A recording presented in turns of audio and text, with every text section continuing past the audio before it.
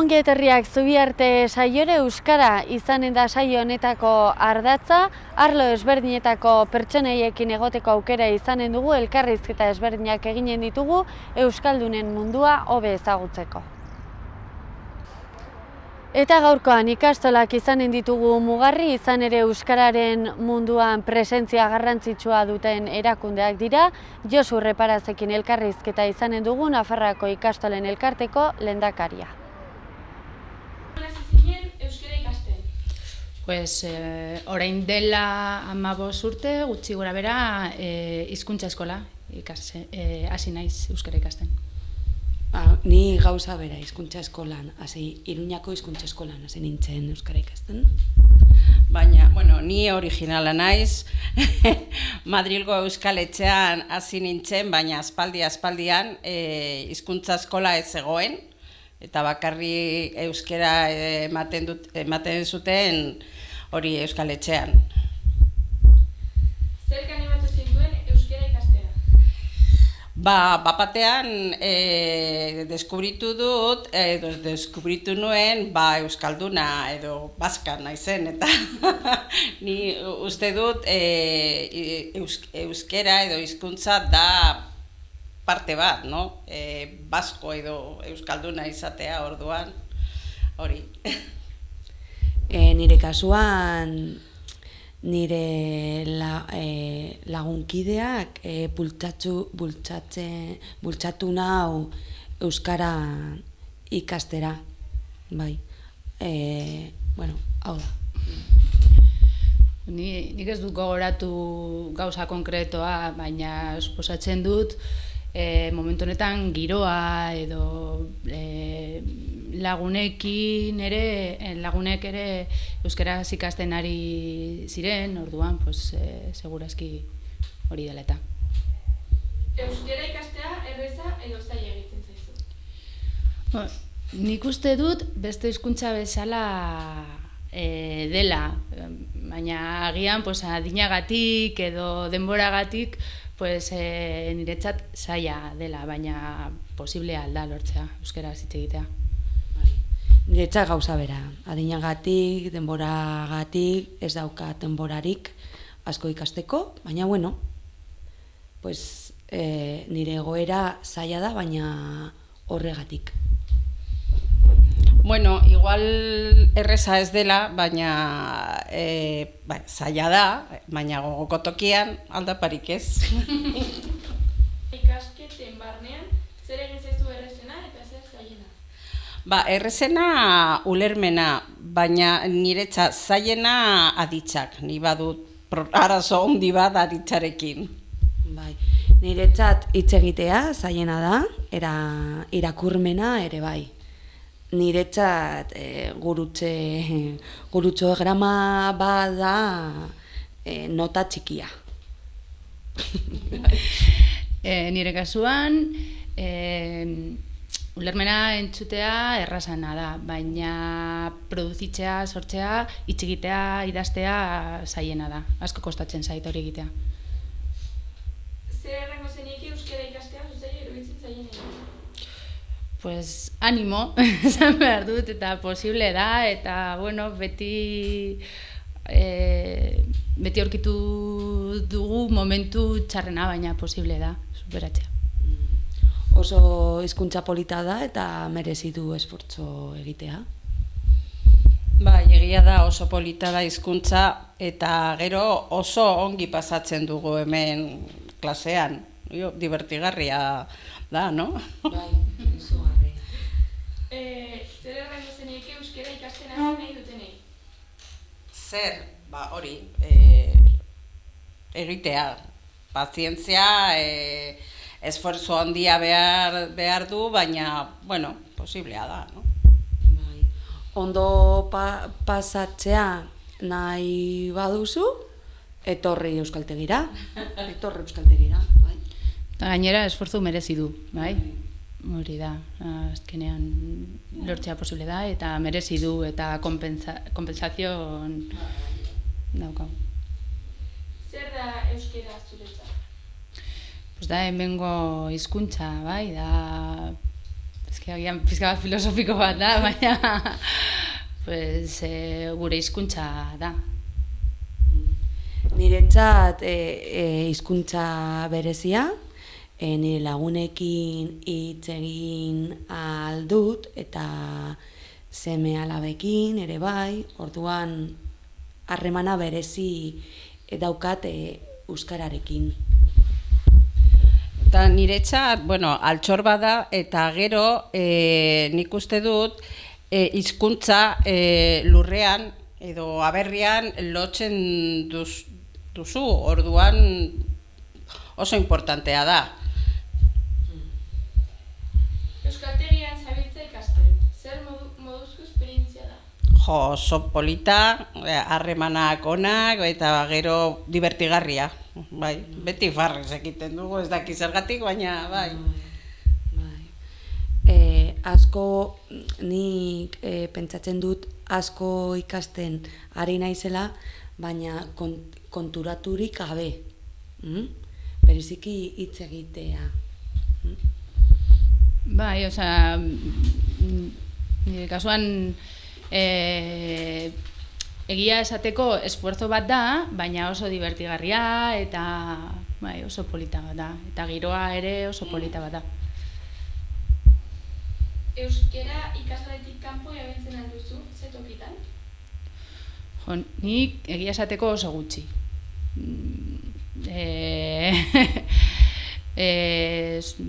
Beharrezkoa da gehiago hitz egitea, baina egia esateko oso gutxi erabiltzen du.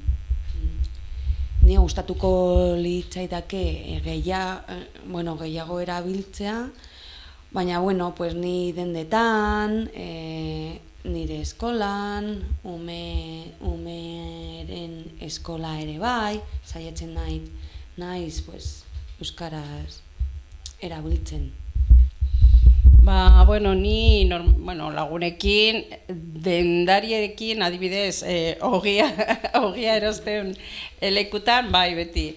Eta gero, bileretan, adibidez, badut normalean bilerak, Hernanin edo jende, ondarruko jendea edo Galdakao jendea eta hori, eta euskera oso desberdina da, baina polita da entzutea eta asko gustatzen zait, eta sentitzen dut obligazioa, ez dakit nola esaten da, euskerak hitz egitea.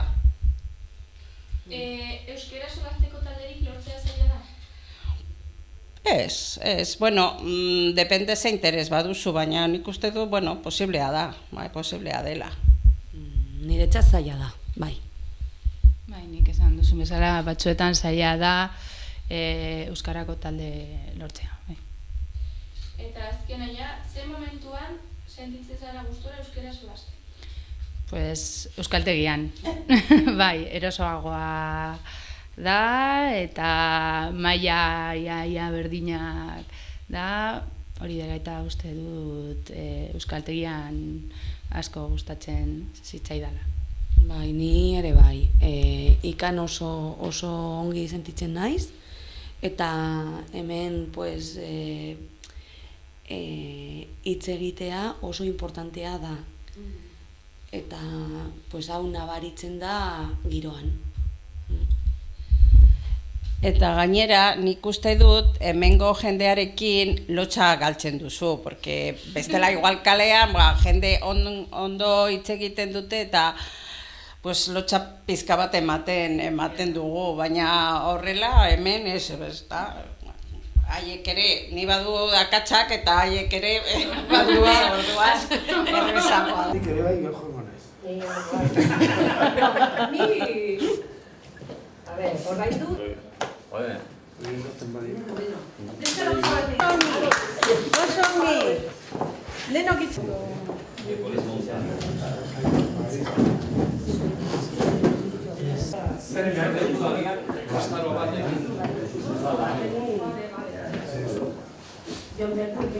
Mayúsculas.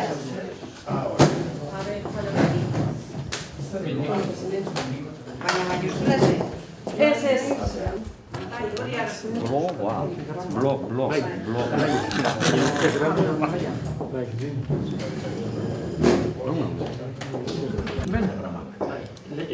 Sartu lehen da bizikoan.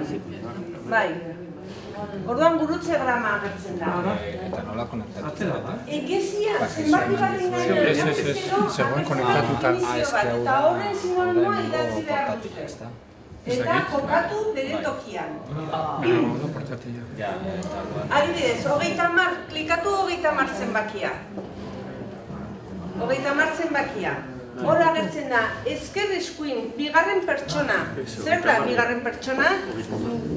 Zu. Bai, idatzi zu. Idatzi zu. Eta jokatu. Baina gu. Jose. Hau, konektatu denean, orduan gure wifi. Eta behar ditu hemen. Ahora agertzen da sinonimo. Zu. Bai. Bueno, hasi. Bigarren persona. Eta agertzen da hor. A ber, jarri adibidez, Amairu adibidez. Bariaren eta gainerako laboren alea ahoz ateratzen den hautsa. Hori da, ogia egiten duguna. Gauza horrekin egiten dugu, zer da? A ber, idatzi. Ez atxez, ez? Ez. Aritzako katu. Ongi, ala, venga, segi.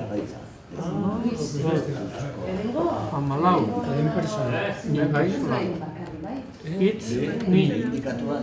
Non dago? Madarikatzea. Baita ditzera emateko egiten den iskribua. Holandako iria, Europako portu barra... Holandako. Amberes, no. Ez da, kabitzen.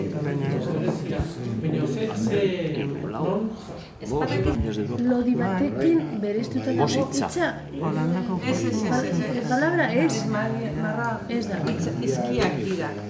Adibidez, ez dakit nik, 26. Beste bat. A ber. Judo. Automata. Itxakokatu hemen. Venga, Vale, hori. Zakurrak. Paska. Artzanora.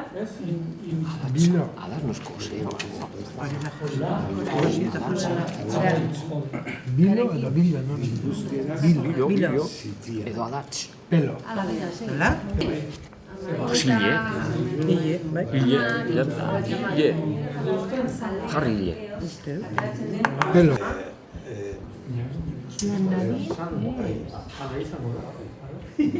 Que voy. Irinari. Garitik sortzen den hautsa zer da? Irini. Laureka? Ala, jarri. Segi. Nari. Bai. Ponemos nari, venga,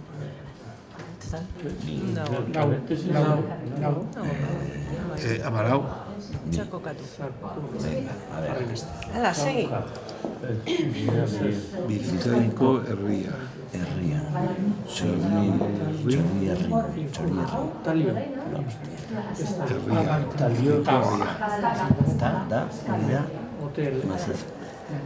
Loio.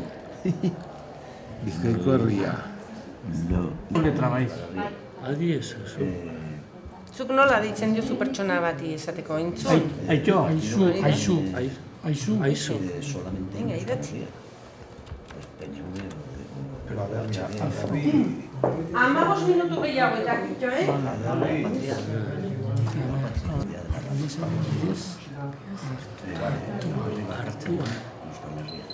Arnazaren bidez. Da, 29. Arnazaren bidez. Hori da. Jarri, a ber. Bai.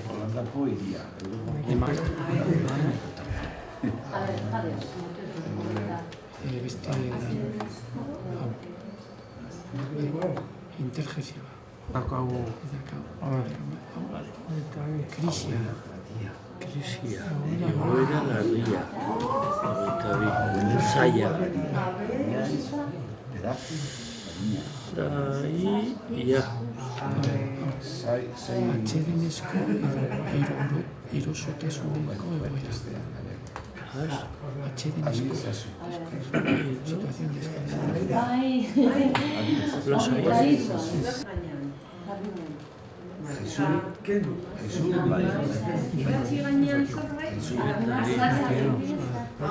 Azala, etxe.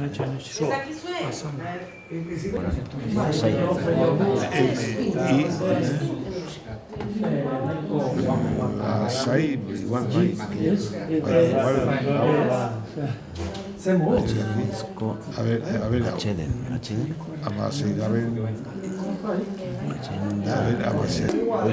beste lodia judo igual bai, no? Ya, bai. Es que sumo eta sumo. Ah, bueno. Borroka kilo japonés. Judo edo sumo.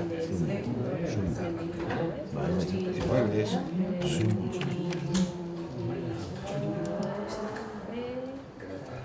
Hori da, ez da? Sumo edo judo edo bai, a ver, adibidez. A ver, hau. Ya está. A ver, esto. Hamazazpi. D. Bizkaiko herria, dai, aia. A ber, hogei. Berriro, ez du jarri. Ez ditzen, hori zei? Bai. Sumo.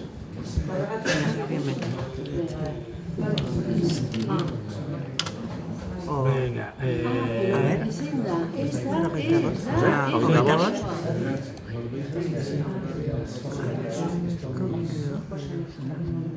A ver. Ai.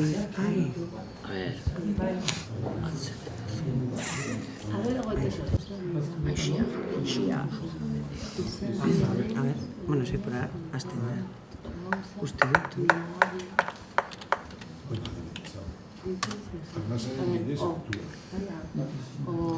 a ver, sortzia, orain. Gipuzkera zitia. No, baina hori da moto, eta ezin dugu kendu to. Gipuzkeraz. Bueno. A ver, non, hasiko gara, hola, igual. Nola nahi. Edo zein. No. Nola nahi. Amalau. Nola nahi, edo nola. Segundo, A ver, jartzen du, Ez da parece. Lagundu. Mira, antes, pero no, 1960, bai, Indira, pero Indira, ¿sabes? Es que Indira.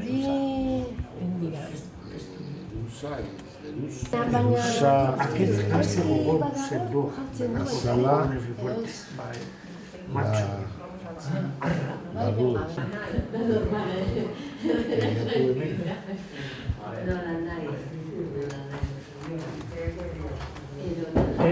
Aquestu, aquests. TZ. A-K-T. O A-K-T-Z. 2. Aquestu. T-Z-T-U. Aquestu. Claro. A ver. Es. hemen T. Baina da, olakoa ez? Bai,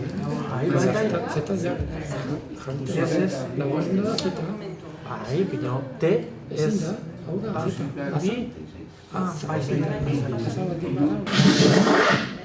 Segurako lintafan, Xabier Laeter, gizon aduna epoka.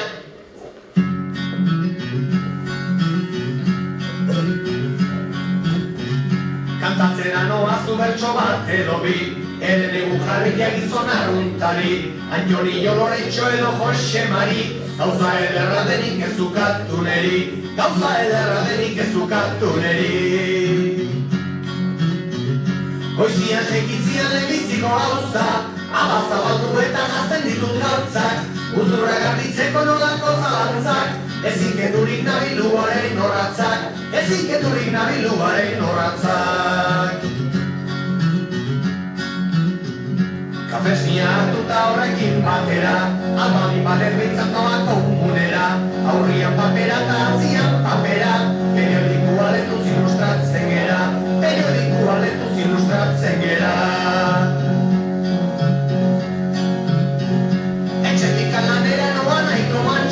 Reala 4-1 galdu zuen atzo, Kalian bizkatuta beste hiru atxo, egun ondo Pepito eta Don Alfonso, egun ondo Pepito eta Don Alfonso.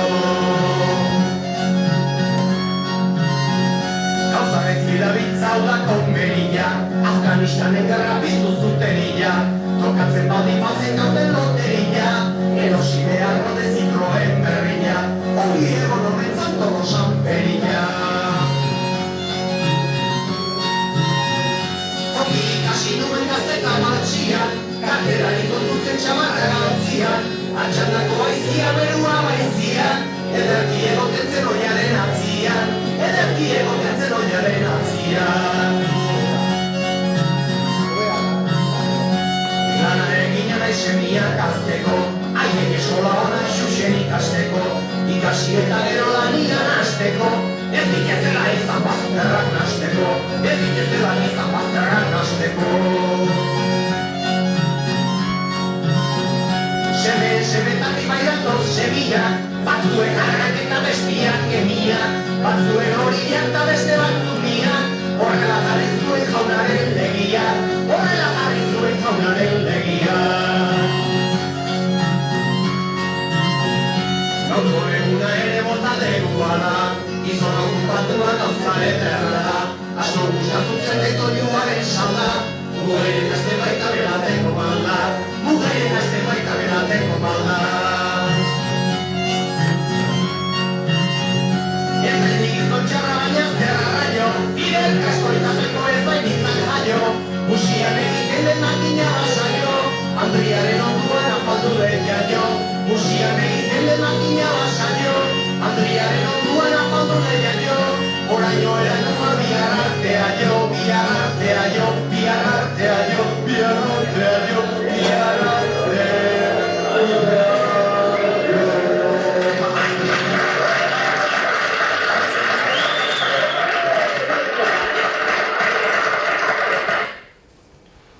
Beno, hobeki ez da? Berriro kantatu nahi duzue? Beno, lasai, esto importa. Begira, hurrengo herrialdean baukazue fonetika aldaketak. Bai? Hau behin baino gehiagotan errepikatu dugu diptongoak apurtzen dituztela, Antonillo esaten dute, komerilla, loterilla, berrilla, Jose, bai? Edo xuxen ikasteko esaten du. Ea, ia, aldatzen du, jikitzean, kafesnia, aurrian, atzian, aizia, re, ge eta de soinuak galtzen dira, adibidez baitzian, baitziren esan beharrean baitzian, aba, agoa, loriak, lodiak, miak, meak. Orain zuen artean zeundeten bezala irunaka jarrita, komentatu behar duzue nola ilustratzen garen, bai? Ze komunikabide erabiltzen dugun informatuak izateko, eta agian komunikabide bat lotzen duzuen egoera edo toki zehatz batekin. Adibidez, sofan nagoenean, telebista ikusten dut, baina komunera noanean egunkaria hartzen dut. Bai, tokian tokiko komunikabidea erabiltzen dut. Komentatu horiek, gauza horiek. Nola informatzen zareten? Osea, normalean komunikatzen duena interneten bidez. Bueno, interneten bidez, baina egunkarietan. Interneten bidez, egunkariak irakurtzen duzu egunkarriak. Eta gero... Eta gero, irratian. Beti egunkaritan, kaka egiterakoan, gure adinean porta, zerra konzentratu naiz. Bai, baina irakurtzen. Bi gauza horiek oso ongi egiten dut.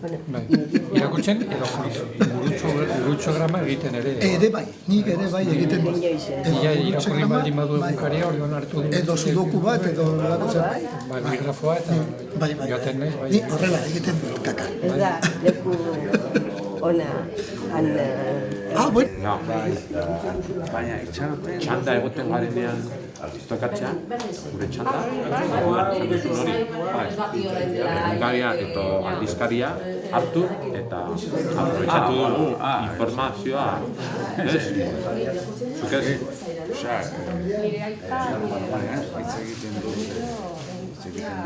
Irapanderrian, kontuan dagoenarekin. Beti izketan. Nire txandan zuzen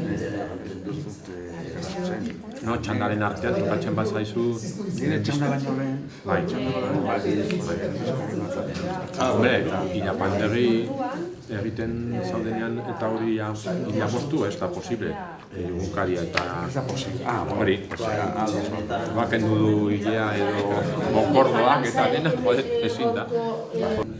Zuen egunkaria etzera eta beti bazkaldu ostean nik uste genuen berriak telebista. Orduan nik uste ohitura berriak du duen. Hotzen nagoenean beti ohitura berriak, berberak, berak zuenak nik berri izan. Orduan, hotzen nagoenean beti irratiarekin dago. Ez dut ditzen musika, kokotraina musika, orduan beti irratiarekin zeo zer entzun nahi dut, que me digan. Eta gero etxera heltzen da egunero berria egunkaria. Asteburua ezik, eta heltzen da orduan, euskera denez oso gutxitan ikusten dut, baina heltzen naiz. Eta gero, telebistan bai. Zaten zain pila bat teleberriak. Gauza ez guzti. Jakin nina nau beti jakitea berrendia azkenean, baina egiten hau egin mina zerratatzen den egunero. Baina euskera ez da gaztelania. Batez ere gaztelania. Euskaraz lana. Euskaraz egitea lana bada. Lan bada. Eta beti egon behar duzu lanean entzuteko. Esan nahi dizut, berriak entzutea espainolez, erraza, entzuten duzu eta jazta. Baina euskaraz egiten baduzu lanean egon behar duzu ulertzeko. Tabernan? Ez. Ordu bat edo pare bit, guardia edo librea, ursuan zehar edo urtebian zehar, orduan. Baina lasai. Irakurtzea, molestatu gabe, inor molestatu gabe. Bestela. Komunian, normalean ez. Ni lehen, aspaldian eta hori igual, bai. Goizan ere, komunian nagoen bitartean, normalean, bukatzen du aurreko eguneko egunkaria. Normalean du bukatzen, eta bukatzen du komunean. Nimpaz komunera duzera bintzen. Idazteko da zer. Oso azkar zara. Bai. Hori nola funtzionatzen duen, nola ikusten duen ezberdinak. Zu esaten duzun bezala. Egunkaria irakurtzen dute. No, berak Aspertzen naiz asko eta... Gozaltzen du bitartean irakurri du egunkaria. Diarioan txikiterron. Eta gero, igual, batxaldean edo, hori, hartu du ordenagailuan, eta hortik ikusten du egunkari desberdina. Segun eta, igual momentu batean, igual... Albiste desberdinak. Importantea da, diario Navarra irakurtzea. Zatzen dut, oso importantea. Jakiteko nola pentsatzen dut. Bai, akigu hori. Bueno, pero... Eta hor azaltzen da nola pentsatzen duen eta ze egin nahi duen.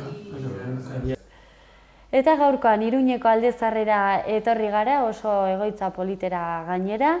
Hementxe daukagu Nafarroako ikastolen elkarteko zuzendaria, Josu Reparaz, arratsaldeon. Arratsaldeon zuei ere. Eta mil esker onera etortzagatik egin dugu zen. Mil esker zuei zuen bizitagatik. Gonbitagatik. Konta eguzu, nun gaude? Oso areto polita, liburutegia ez da ikusten, hemendik erabaki dugu fondo hau ikusta pixka bat ikuslea kokatzeko. Konta eguzu, zer da egoitza hau, zer egiten duzu hemen? Hementxe gaude, San Anton kaleko lehenengo zenbakian. Gure egoitza hau da Nafarroako ikastolen elkarteko egoitza, beraz, hau esan dezakegu dela Nafarroako ikastola guztien etxea. Hemen dute ateak irekita, ikastolateko gurasoak, irakasleak, langileak, beraien kezkak eta bat plazaratzeko. Eta hemen normalean hori da, egiten dira ikastolatako ordezkarien asanbladak, bilera, batzarrak, areto honetan egiten dugu formazioa. Eta egia da, piso handi bat da, Alde Zaharrean dagoena, eta badauka bere historia, ez?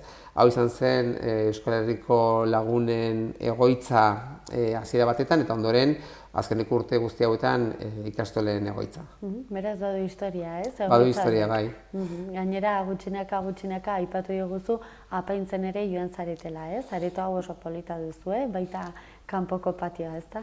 Bueno, Alde Zaharreko etxeek hori daukate badute misterioa, baina hori beti behar dute zerbait egiten joatea. Ona iritsi nintzenean direla 2 urte, egin geniolako pizka bat, auzolanean egin genuen zaharberritze lan ari xamar bat, eta nolabait niretzako artea garrantzitsua da, eta gure inguruko artisten lanak ere baditugu hemen bertan, ez? Uste dudalako artearen munduak ematen digun ikuspuntua eta hizkuntza hori garrantzitsua dela gizartean, eta orduan ikusten dut ikastolen elkarteak ere baduela apostuari hartaren alde, eta baditugu ere hemen artisten lanak, ez? Adibidez, hementxe daukagu Dora Salazar Altsasorraren artelan hau, 2 alboetan daukagu Eugenio Ortizen diptiko bat, orduan baditugu hemen artelan batzuk gure egoitza honetan. Oso, gizon bat urte daramatzazu oraintxe bertan ikastolen elkarteko zuzendari bezala? Orain iraila bete ditut 2 urte, eta hona etorri nintzen Lizarran pasatu ondoren 28 urte. Ura izan da nire harreman bakarra mundu laboralarekin, eta antzeman ditut nire urte guzti horiek, eta handik hona etorri naiz zuzenean. Gero kontatuko guzu pixkat zure lan esperientzia hori, lan mundu hori. Lehenik eta behin saio honetan egiten dugun moduan euskara eta lanbidea uztartzen ditugu, lotzen ditugu pixkat elkarrizketatu bakoitzak bere esperientzia kontatzen digu, ederki asko ezagutzen dut nungoa zaren, beraz pentsatzen dut euskaldun zaharra zarela. Konta iguzu noiz ikasi zenuen euskaraz, norekin, nork irakatsi dizizun eta euskaldun zaharra zaren ala ez? Bueno, euskaldun zaharra naiz. Egia da, nire hizkuntzarekiko hurbilpena etzela izan oso ohikoa. Gure etxean amak etxetik kanpo lan egiten zuen, eta izan genuen, etxean laguntzen neska bat, Andaluziakoa zena. Berarekin oso harreman estua izan genuen bai anaiek eta bai biok, eta egia da, emakumeak etzekila euskeraz, eta ni oso erraz ohitu nintzela lehenengo urteetan gazteleraz hitz egitera. Horren izan nuen oso hurbilpen hurbila eta oso gaztetandik gaztelenariarekin. Eta kosta zitzaidan euskeraz barra hastea, banuelako errestasun izugarria gazteleraz, eta hurbildu nintzen. Baina egia da, gero Arbizun sortua naiz, Arbizun ezinbestean harremanatu behar duzu euskaraz, eta egia da izan dela oso pozgarria. Eta gero bai egon zen, nire ikasketak izan ziren herriko eskolan lehenengo urteetan Arbizun eta gero 5. maila Etxarrin, izan ziren gaztelera hutsean, eta gero erabaki personal bat izan zen Arantzazura joatekoa ikastera, nire gurasoen borondatearen nahiko kontra, eta han izan nuen benetan nire euskararekiko lehenengo kezka, harrotasuna, afekto benetan sakona hizkuntzarekin. Han izan nintzen konstiente hizkuntzaren garrantziaz, hizkuntzaren balioaz, eta sentitzen naiz oso harro han izan dako hainbat irakasletaz, ez? Euskaltzaindian ari ziren hainbat eta hainbat, Gandiaga poeta izan ziren irakasle, eta horiekin benetan landu nuen euskararen garrantzia, euskara lantzearen beharra, euskararen handitasuna, bere txikitasunean, eta izan zen benetan oso hurbilketa handi bat, bai hizkuntzara eta baita ere kulturara, ez? Han oso lotuta zeuden, artea, musika, literatura, arte plastikoak, Oteitzaren presentziaren inguruan zebilen. Horren izan zen beste harreman mota bat, sakona, hizkuntzarekin eta kulturarekin. Eta nik uste han bertan hartu nuela, nolabaiteko konpromisoa, nire bizitzak izan behar zuela lotura bat hizkuntza honekin. Eta hau dena erlijio santutegi baten inguruan, ez? Bai, egia da zela oso santutegi aurrerakoia, oso aurrerakoia. Nik nire etxean izan ez nituzken askatasunak izan nituen, eta bazegoen hori naturarekin izugarrizko kontaktua, hurbilpena, nik uste dut erregioarekin kontaktua zen ere oso askea, oso modu naturalan ematen zena, etzen izan zerbait inposatua eta bat. Horren uste dut, benetan, nire bizipenura izan zela oso atsegina, eta hori komentatzen dugu baita ere askotan herriko lagunok, ze esperientzia ona izan genuen erokorrean, han egon ginenok urte haietan. Ze ikasketa egin zenituen han, bertan? Han egin genuen OHoko azken urteak, gero jarraitu nuen fraileekin, baina egoitza aldatzen zen eta joan ginen foruara ikastera. Foruan egiten zen batxilergoak zituen 3 urteak. Eta, pentsa ze fraile irekiak ziren, hori ez, egoitza foruan egon arren, ikasketak egiten ziren Gernikako instituto publikoan. Eta justo iritsi ginen urtean, zegoen eztabaidagai ikasketak euskeraz egin ahal izateko aukera. Eta orduan, fraileek utzi ziguten askatasun osoa, guk erabakitzeko nola egin nahi genituen ikasketak. Eta urte hartan, sortu zen talde txiki bat, 11 ikaslez osatuta, eta horietako 4 ginen, fraileekin ikasten ari ginen laukide, hori ez, nik uste dut Arantzazuko urte haietan, nolabaiteko konpromisoa edo hartu genuena, eta izan zen, benetan, izugarrizko, oso urte politak izan ziren, oso gutxi ginen, momentu hartan ere euskarazko irakaskuntza zegoen oso biluzik, irakasleen formazioa ere oso mugatua zen hizkuntza aldetik, baina izan zen esperientzia ezin hobea, oso hurbila, ikasle oso gutxi ginen, irakasleekin izan genuen lotura izan zen oso hurbila, gogoratzen ditut, beraiekin parrandak, beraien etxera joan izana bazkaltzera, eta izan zen ere, pixkanaka beste modu bat hurbiltzeko baita ere euskarara, modu atsegin guztiz, eta hor joan zen nolabait ere, sustraitzen beste harreman mota bat hizkuntzarekin, ez? Eta garbi ikasi genuen Arantzazun, euskara etzela relikia bat, euskara zela bizirik zegoen hizkuntza bat, balio zuena bizitzako hainbat egoeretarako, balio zuela zalantzarik gabe ikasten jarraitzeko, eta etzela alako aztarna arkeologiko bat, ez? Eta hori dut, hartu genuen konpromiso hori ere batxilergoan jakin gabe ze etorkizun izango zuen talde horrek, egin genuen autua euskaraz ikasteko nik dut ere, zor diogula, benetan, hori ez, Arantzazun aurreko urtetan egindako lan horri. Gero unibertsitatera joaterik izan zenuen?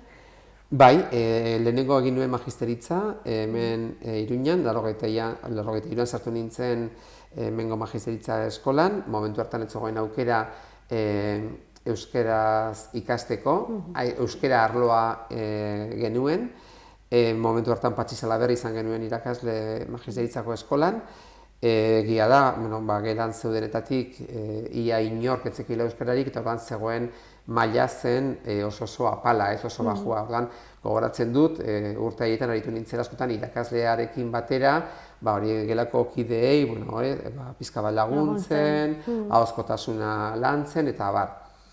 Eta magisteritza bukatu eta berehalase hasi nintzen hemengo Nafarroako hizkuntza eskolan lanean, uda batez egon nintzen helduei euskara irakasten, eta urte horretako irailan, 86ko irailan hain zuzen, hasi nintzen Lizarra ikastolan. Izan dituen bi aukera desberdin lanean aritzeko, Jaso ikastolan eta Lizarran, eta ez dakit zergatik Lizarrak lideratu ninduen, agian han ikusi nuen argiak, eta oso guztizalea naiz, eta oso argizalea, eta argiarrek guztiz irakarri ninduen, eta baita ere kontatu zidaten proiektuak irakarri ninduen, eta hasi nintzen lanean, 86an, eta han egon naiz, 28 urtez. Han lanean ari nintzen bitartean erabaki nuen Euskal Filologia ikastea, Gasteizen ikasi nuen lanean ari nintzen bitartean, izan zen ahalegin bikoitza, eta hori izan zen beste harreman mota bat euskararekin. Eta egia da, euskara izan dudala bizilagun eta bidelagun bizitza osoan, eta nire egiteko profesionalean euskararen irakaskuntzak ere hartu duela toki batez. Euskara arloa irakatsi dudelako zenbaitetan, eta beste zenbaitetan irakatsi ditut beste zenbait arlo euskaraz. Gustu ematen egia esan entzuteak. Horretaz hain, ikasketa guztiak gazteleraz egin zenituen, guztiak, egia da harreman hori askoz ere errazagoa izan duzula beste pertsona batzuekin konparatu, zuretzako nola izan zen alfabetatzearen prozesu hori, ikusita jende askok adin batetik gorakoek ez duzu aukerarik izan 3 urtetatik ikasketa guzti horiek euskaraz egiteko gaur egun bezala, ez? Nolako izan zen zuretzat? Urbilpen hori eman zen arantzazunik, arantzazure iritxarte ez duen izan aukerarik nolabaiteko alfabeitatze horretan murgiltzeko, herrian hitz egiten genuen, hitz egiten dugun bezala momentu honetan, kontrazioz bete eta konstientzia gehiagirik gabe. Eta egia da, arantzazu topaketa horrek bai izan zuen nolabait hori ez, hizkuntzaren beraren garrantziaz han jabetu ginen, ez? Nik uste dut, Victorino Gandiaga poeta ez, irakasle izatea izan zela guretzako, lujo bat, orduan ez ginen konstiente, baina berak hizkuntzari ematen zion garrantzia, hiztegia beti eskuan zuela, beti aritzen sinonimoak erabiltzeko guregan lanak egiten sustatzeko, idazlari ematen zion garrantzia, zuzenketari, nolabaiteko estiloari, gogoratzen dut, hori ez, atzizkiak lantzeko erabiltzen zituen hainbat teknika, aditza, eta nolabait behartzen gintuen euskararen kontzientzia bat hartzen, eta euskara bere, ez dakitez, aberastasunik zabalenean erabiltzen, eta ez mugatzen beti ohiko formetara. Gogoratzen dut, ura primeran, orduan izan zen ura nolabaiteko konstante bat, ez, nolabaiteko kezka ura, plantatzen zizkigun idazlanak, egiten genituen, eta beti hor zegoen bera egiten ekarpenak, oso sakonak, nola aberaztu zitekeen zure esaera, zure esamoldea, zure esaldia. Horren, beti zegoen etengabe proposamenak egiten, ez? Eta hori bai laguntzen du, ez? Nolabaiteko kezka izaten hizkuntza horrekiko, ez? Eta behintzat, han ikasi genuen ez jokatzen ajolagabez hizkuntzarekiko. Noiz uste duzu izan zinela kontziente, ez? Euskararen baloraren inguruan jakindar bizu bezalako herri batean jaio zinela, baina zure esperientzia guzti horiek kontuan hartuz eta egia esan askotan aipatzen digute, ez? Pixka bat heldutzen zoazen heinean, orduan hartzen duzule euskararekiko kontzientziazio puntu hori, ez? Gaur egun ezakit ere zergatik gertatzen denez, baina jende askok ikasten du ereduan, erabilerarekin ere arazoak egoten dira, ez? Segun eta ze pertsonekin, eta agian adin batetik gora iristen garenean, orduan jendeak erabakitzen du, hitz egin behar dut, eta ez, pixka bat ohartzen da jende horretaz. Claro, nire kasuan, hizkuntzaren ohiko erabilera ziurtatua zegoen, ez? Nire euskaren erabilera eremu pertsonalean, eremu familiarrean, eredu sozialean, zen ere ohiko hizkuntza, ez? Hori zen zerbait berezia, hori berez ematen zen zerbait zen, ez? Eta aipatzen diazun guzti hori uste dut, kontzientzia bai sortu zela, ez? Aipatzen dut etengabe, horra izan zelako arantzazun. Eta gero, nik uste dut, bai izan nintzen oso kontziente, ze suerte izan nuen hizkuntza hori jabetzeaz, inungo esfortzurik gabe ez beste gaztelerarekin batera iritsi nintzenean lanera Lizarrara. Han topatu nuen lehenengo aldiz nire bizitzan nire maila profesionalean herri bat, talde bate behintzat euskara maite zuena, ez zuena euskararekin ikastolaz haratago beste inongo harremanik, han izen konstiente ze zaila egiten zitzaien pertsona horiei euskaraz aritzea eremu akademikotik kanpo.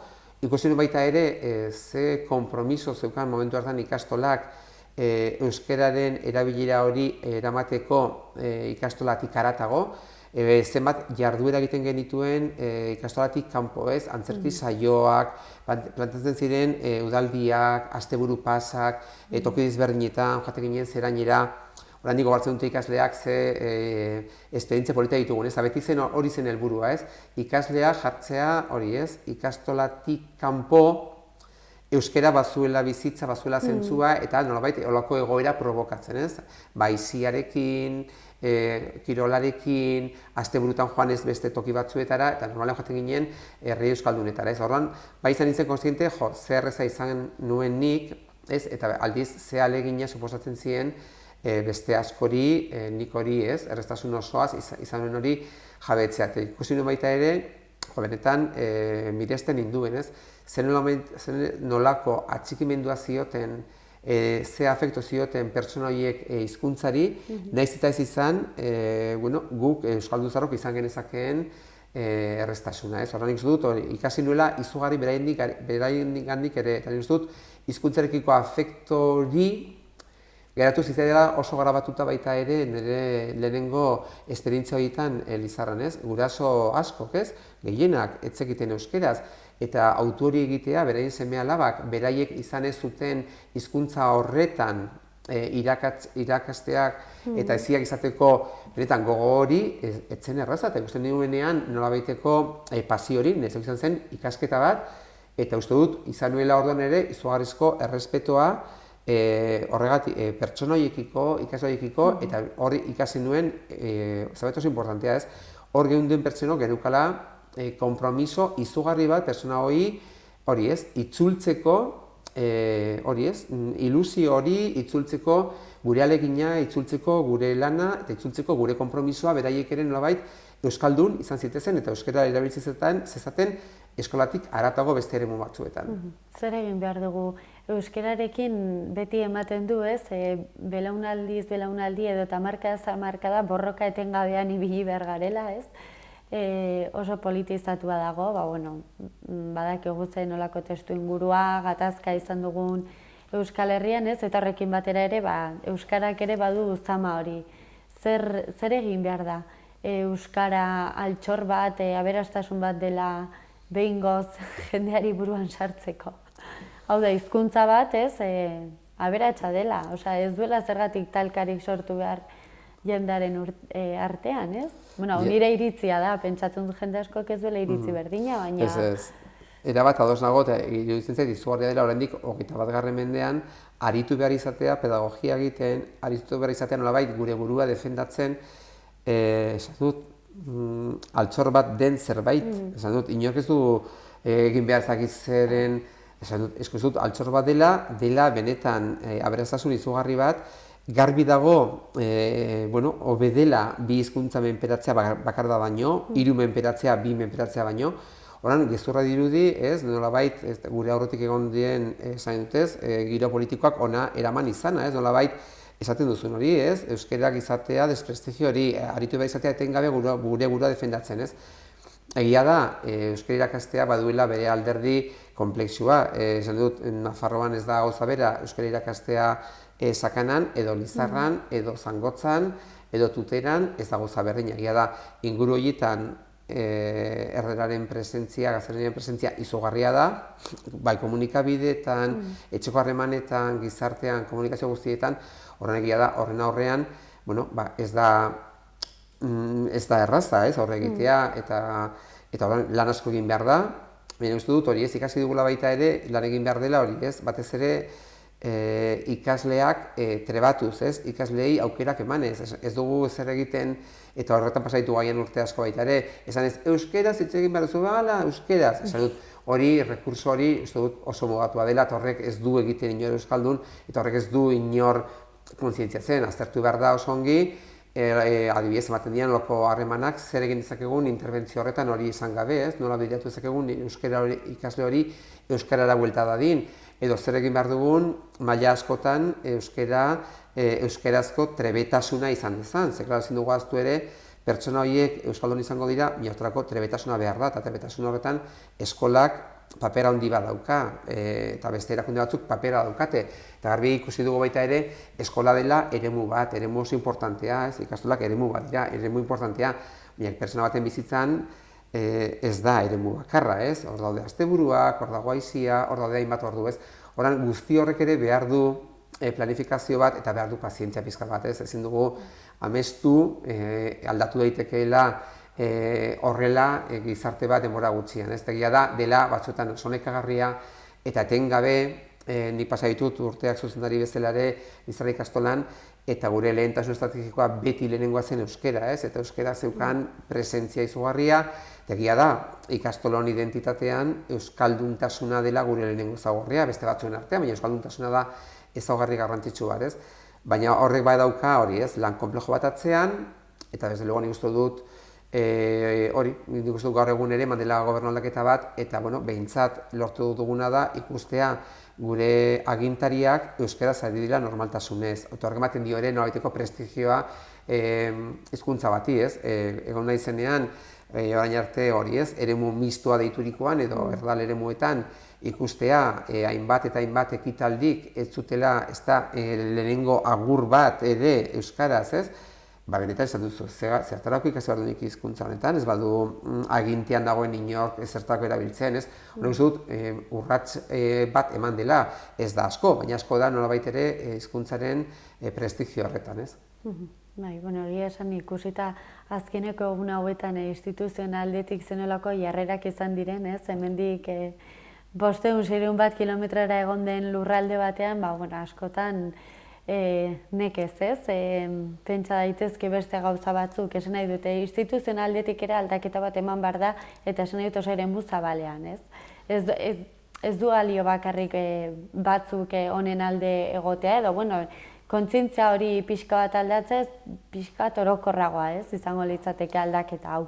Hori da, bai, eta nik uste dut hemen, hori ez, gobernungandik espero daiteke hori da, ez, hizkuntz gutxi ditu batek behar du, babes instituzionala, hori bere garapenerako. Babes bat, ez? Babes bat, eta behar du, badoitu baita ere, baliabideekin, eta baliabide ekonomikoa nola baita, ez? Eta garbi dago, esaten nuena, euskalduntasun horretan eta euskeraz era bizitzeko aukera horretan, faktore eragile asko hartzen dute parte, eta erakunde asko, esan dute eskola bada, baina, orduan, gizarte batek, herri batek ez badu eskaintzen, gero, denbora librean, kirolak, beste dozein zaio, euskaraz bizitzeko aukera, hori beti geratzen da hankamotz. Horrenik sortu behar dugula, hori ez, sensibilidade hori, nolabait, hori ez, pertsonek, umeek, nerabeek izan ditzaten aukerak, euskeraz bizitzeko beraien eremuetan. Guk, adibidez, Fermin eta nire kasuan guk ez ditugu bizi duela 40 urte edo gehiagoko hasiera horiek, ez? Eta adibidez, irakaskuntza munduan zuk gertutik ezagutzen duzun aldetik, sekulako bilakaera egon da, ez? Eduki aldetik, irakaskuntza pedagogia, aldaketa sekulakoa izan da, ez? Gaur egungo egoera eta duela 40 urtekoa alderatuko bagenitu, ez? Ez dago hitzik. Ez dago hitzik, egia da.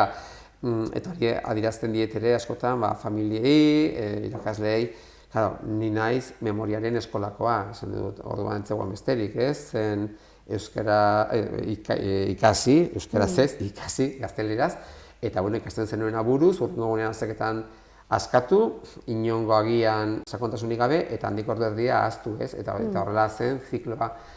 Egia da gaur egun, nik dut momentu honetan bizi dugun iraultza bada, hori ez, kompetentzien iraultza, ez? Eta momentu honetan, hori da, orain, Nafarroko ikasleen elkartean nago lanean, 2 urte egon gara Europa mailako proiektu bat lideratzen, eta da hori, ez? Zenolako kompetentziak izan behar ditu ikasle batek, gazte batek, 21. mendean txertatzeko. Eta garbi dago, eskola batetan ematen diren edukiak, berdintze matematikan, gizartean, atozientzietan, inglesean, ez dira bakarrik izan behar benetakoak, baizik izan behar direla erabilgarriak, eta ikasleak bere eguneroko bizitzan erabili alditzak, eta jakin behar du, horiek denak erabiltzen bere bizitzakan ematen diren egoerei eta arazoei irtenbide bat emateko praktikan jartzen, Horren hori da momentutan daukagun erronka, nola sortu metodologiak, nola sortu praktika hezitzaile berriak, hori ikaslea jartzeko, aldez aurretik ikasi duten guztia praktikatzen. Hortarako, ikastolok sortu dugun bide bada, ikaslei planteatzea momentu jakin batzuetan urtean 2-3 aldiz lako problema batzuk nahiko konplexua direnak, non ikasleak modu autonomoan, hau da, irakasleen laguntza gehiegirik gabe, jakin behar dute modu bideratu batetan, planteatu zaien egoera horri irtenbide bat ematen, adibidez. Baldin bada, planteatzen dugun arazoa nola ahorratu dezakegu gure etxean energia, ikasleak izango ditu ezagutza batzuk energia moten inguruan, izango ditu ezagutza batzuk estatistiken inguruan jakiteko ze konsumo mota egon diren beraien etxean energian, azkeneko urteetan, zer dela eta egon diren igoera edo jaitsi da horiek. Ikusiko ditu agian zenbait inkongruentzia batzuetan duela bere logelako lehioa irekita eta bere gailua piztuta dagoela.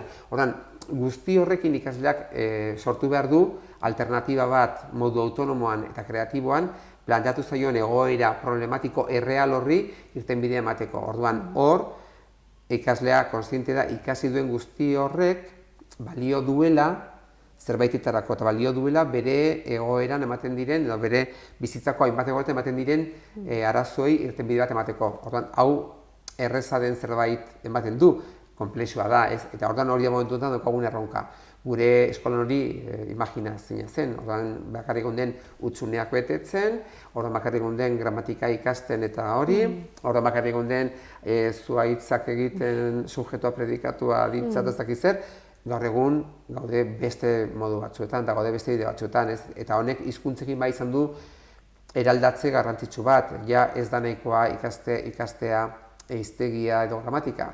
Behar dituguna dira hizkuntz kompetentziak, hau da, hizkuntzetan berdin zait, euskaraz, gaztelaniaz edo ingelesez, ulertzeko gaitasuna daukatenak entzuten dutenean eta irakurtzen dutenean, eta nolabait hitz egiteko gaitasuna daukatenak, baita ere egoera desberdinetan. Hori dago lotuta oso pertsona ditugun gure eguneroko beharrekin eta realitateekin. Nola ikusten duzu euskararen etorkizuna? Askotan aipatzen da geroz eta euskaldun gehiago gaudela, erabilerari dagokionez, datuak ez dira berdinak. Zer egin beharko genuke erabilera hori handitzeko, edo gutxienez euskalduna garenak euskara gehiago hitz egiteko? Ni berez positiboa naiz, eta ni beti baloratzen ditut, ematen diren urratsak txikiak izan arren beti baloratzen ditut, Eta orduan ikusten dut, irabazi ditugun euskaldun hauek niretzako lorpen bat dira. Ikustea, gazteen artean euskal erabilerak eman duela hazkunderik ondina hori pozgarria da, eta ez alderantziz, Orduan ni positiboa naiz alde horretan. Egia da, ez dela lan erraza, egia da baita ere gure gizartean oraindik eman behar ditugula urratsak, talde batetan elkartzen bagara 6 pertsona eta erdaldun bat baldin badago, denok egiten dugula erdeaz. Orduan nik uste bai egin behar dela lan importante bat nola uztartu alderdi guzti horiek galdu gabe benetan, ziurtatu gabe, hizkuntza batek ere galdu dezakela. Orduan baitugu urrats garrantzitsuak eta noski jarraitu behar dugu, noski nik uste dut gazteenak eskoletatik ere trebatzen, gizartetik trebatzen, ahalik eta erraztasun gehien izateko bizitzako eremu desberdinetan. Egia da, asko dagoela egiteko, ni pasatu ditut 28 urte hori, Lizarran ongi ezagutu dut egoera hau, nik ez dut sentitu frustraziorik, ni beti izan dut ilusioa jarraitzeko, nik uste dut, gaur egun, beste modu batez erdaldunak izango zirenak, eta ikastoa egonez balit, garai hartan, galduta izango genituzkela momentu honetan, hainbat sendagile, hainbat erizain, hainbat artista, hainbat antzerkilari momentu honetan euskaraz ari direnak eta hainbaten ari direnak zerbitzuak gizarteari euskeraz ez genituzke izango, eta orduan niretzako ja lorpen bada, orduan bai, asko dago egiteko, baina nik ez dut amore ematen, ez dut etxitzen, eta jarraitzen du sinesten, eta hori badakit aldaketak direla oso poliki ematen direnak, hezkuntzan, gizartean aldaketak ez dira egun batetik bestekoak, orduan badakigu, eta gai hau, gai korapilotsua da, ez da gai erraza. Baina, ilusioz ikusten du nire burua aurrerantzean ere. Osongi, bukatzeko ze garrantzi izan du zuretzat euskarak, zure lanbidean? Uste dut garbi geratu dela elkarrizketan zehar, ez? Nire egiteko profesionalak izan du lotura zuzena nire hasieratik orain arte euskararekin.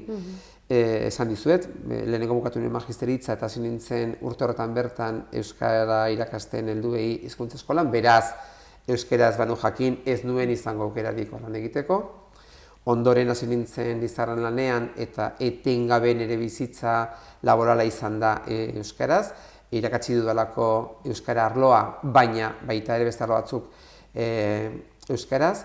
Saiatu naiz baita ere inguruan, euskararekiko atsegimendu hori sustatzen, egiteko modu batzuekin.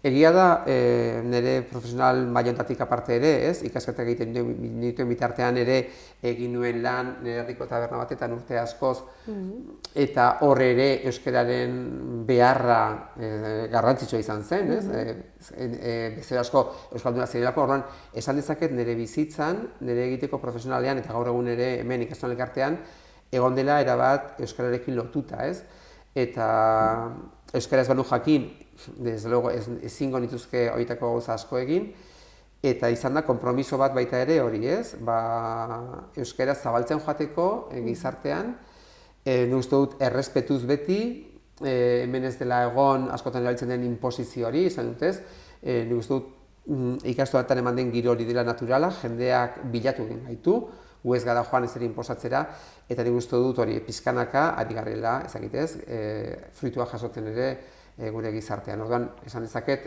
euskarak nire bizitza izan duela garrantzia, eta izan ditudan lanetan erabatekoa. Osongi, baina zure desira guztiak betetzen diren, gu ere oso ados gaudelako horrekin. Mila esker, beti bezala plazer bat, Josu, ongi izan eta beste bat arte. Mila esker zuei plazer bat baita ere. Eskerrik asko Zubiarte saioan gurekin izateagatik, mila esker, ongi izan eta beste bat arte.